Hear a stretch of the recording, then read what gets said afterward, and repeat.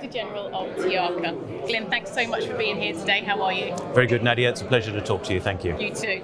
Could you tell us a bit about your background and how you got into TIACA? Well, TIACA, as the International Air Cargo Association, has been around for a few decades, and I joined it earlier this year, having been with IATA for 30 years, lastly as the Global Head of Cargo.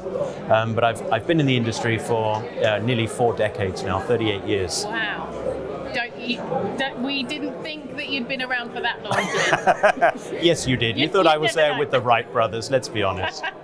Now, how exciting to be here and see so many people face to face. What are you most looking forward to? To be honest, it's exactly that. You know, for 20 months we've been seeing people on 2D through Zoom, and this industry is about establishing relationships and connectivity, and we heard a great phrase this morning, hyper-connectivity. And I think that really describes what we do as an industry. We come together, we share ideas, we debate, we don't always agree, we challenge each other, but hopefully then we inspire, because this industry is so crucial for the global economy and global society, as we all know, over the last 20 months. It's critical to come together.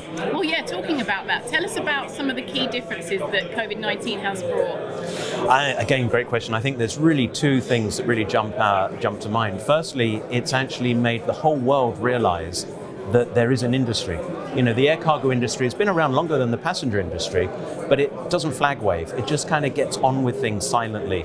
But the last 20 months, the world has turned to air cargo for PPE, for vaccine, for e-commerce, you know, for bringing the things to them that they need. So it's been, the awareness level has been raised. And 2, that same awareness level has been raised within the airline boardrooms. You know, airlines who always saw cargo as a secondary product. For many airlines, some already saw value in it, but for many of the airlines, they've now realized that it is a valued product line that they really need to invest in. And have there been any digital forwarding actions that you've taken since the pandemic? Well, I think as an industry we've moved a whole way forward. This industry sadly still relies too much on paper, but over the last 20 months we've seen a lot of people, out of necessity to move away from physical handovers and the need to communicate when people are working remotely, the need to actually enhance that digitalization infrastructure. So I've seen a lot of great strides forward. Let's hope they continue. Absolutely. Well, thank you so much for your time today and enjoy the rest of the conference. Thank you, Nadia. It's always a pleasure.